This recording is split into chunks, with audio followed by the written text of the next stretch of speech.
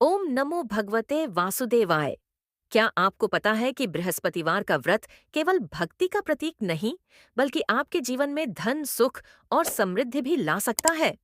अगर आप चाहते हैं कि आपके जीवन में सुख शांति बनी रहे, घर में धन धान्य की कोई कमी न हो और भगवान विष्णु एवं बृहस्पति देव की कृपा आप पर बनी रहे, तो यह वीडियो आपके लिए बहुत खास है।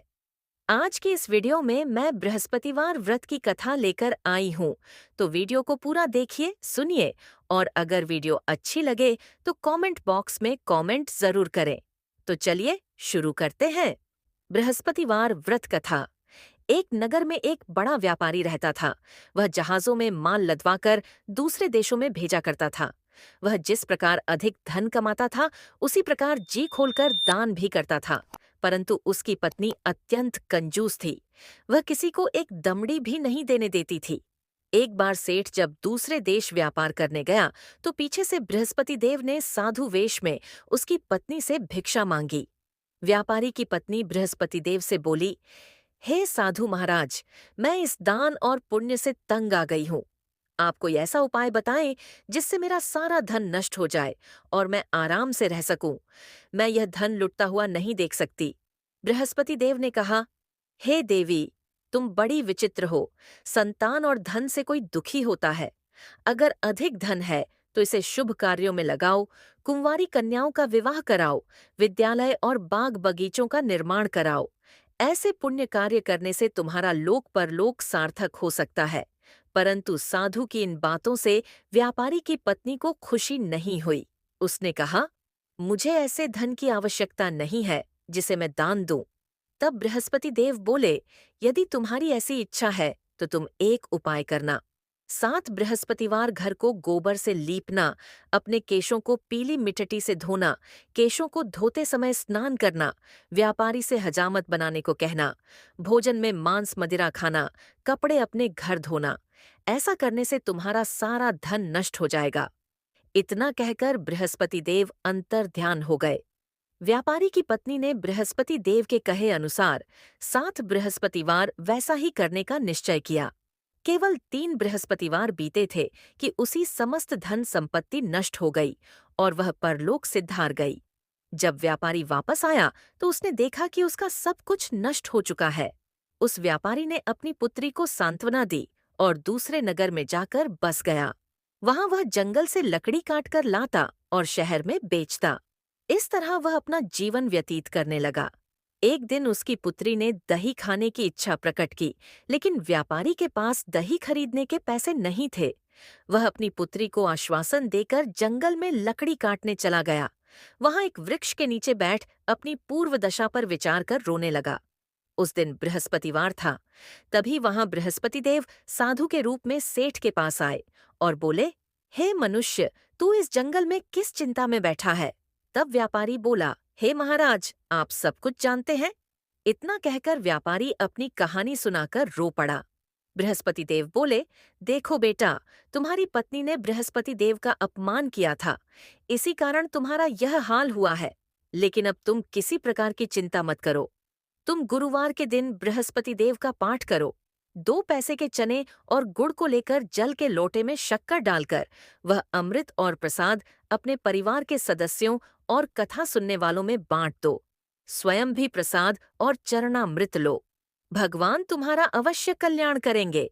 साधु की बात सुनकर व्यापारी बोला, महाराज, मुझे तो इतना भी नहीं बचता कि मैं अपनी पुत्री को दही लाकर दे सकूं।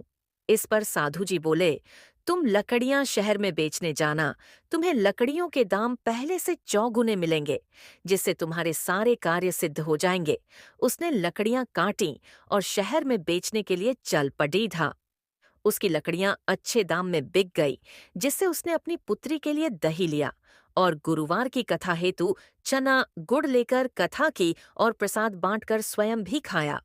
उसी दिन से उसकी सभी कठिनाइयां दूर होने लगीं, परंतु अगले बृहस्पतिवार को वह कथा करना भूल गया।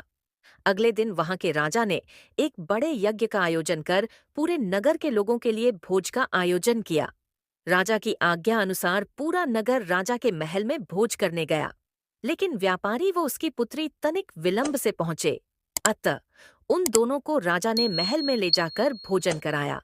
जब वे दोनों लौट कर आए, तब रानी ने देखा कि उसका खूंटी पर टंगा हार गायब है। रानी को व्यापारी और उसकी पुत्री पर संदेह हुआ कि उसका हार उन दोनों ने ही चुराया है। राजा की आज्ञा से उन दोनों को कारावास की कोठरी में कैद कर दिया गया। कैद में पड़कर दोनों अत्यंत दुखी हुए। वहां उन्होंने बृहस्पति देवता का स्मरण किया। बृहस्पति देव ने प्रकट होकर व्यापारी को उसकी भूल का आभास कराया और उन्हें सलाह दी कि गुरुवार के दिन कैद खाने के दरवाजे पर तुम्हें 2 पैसे मिलेंगे। उनसे तुम चने और मुनक्का मंगवाकर विधिपूर्वक बृहस्पति देवता का पूजन करना। तुम्हारे सब दुख दूर हो जाएंगे।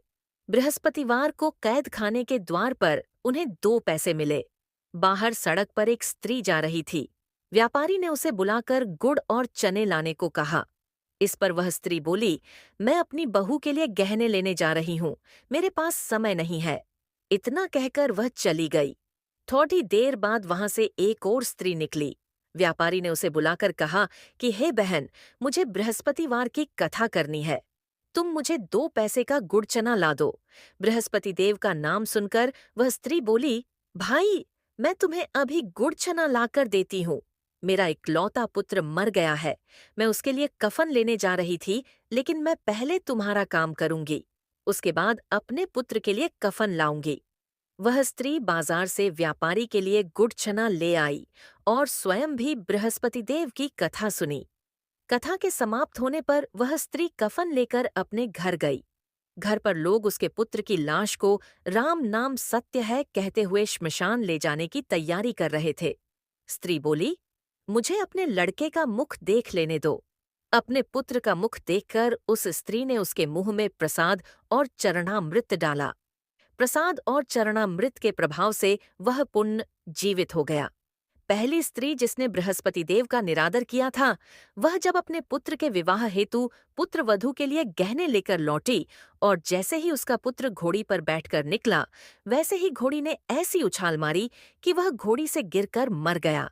यह देख स्त्री रो रोकर बृहस्पति देव से क्षमा याचना करने लगी। उस स्त्री की याचना से बृहस्पति देव साधु वेश में वहां पहुंचकर कहने लगे, देवी, तुम्हें अधिक विलाप करने की आवश्यकता नहीं है। यह बृहस्पति देव का अनादर करने के कारण हुआ है। तुम वापस जाकर मेरे भक्त से क्षमा मांगकर कथा सुनो, तभी तुम्हारी मनोकामना पूर्ण होगी। जेल में जाकर उस स्त्री ने व्यापारी से माफी मांगी और कथा सुनी। कथा के उपरांत वह प्रसाद और चरणामृत लेकर अपने घर वापस गई। घर आकर उसने चरणामृत अपने मृत पुत्र के मुख में डाला। चरणामृत के प्रभाव से उसका पुत्र भी जीवित हो उठा। उसी रात बृहस्पति देव राजा के सपने में आए और बोले, हे राजन, तूने जिस व्यापारी और उसके पुत्री को जेल में कैद कर रखा है, वह बिल्कुल निर्दोष है। तुम्हारी रानी का हार वहीं खूंटी पर टंगा है।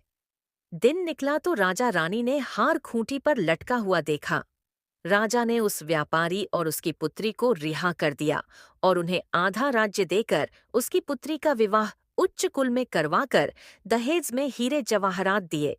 इस प्रकार गुरुवार व्रत करने से बृहस्पति देवता प्रसन्न होते हैं। यह व्रत अत्यंत फलदायी है। अग्नि पुराण के अनुसार अनुराधा नक्षत्र युक्त गुरुवार से आरंभ करके 7 गुरुवार व्रत करने से बृहस्पति ग्रह की हर पीड़ा से मुक्ति मिलती है। अगर आपको यह वीडियो अच्छी लगी है तो कमेंट जरूर करें और चैनल को सब्सक्राइब करना ना भूलें। धन्यवाद।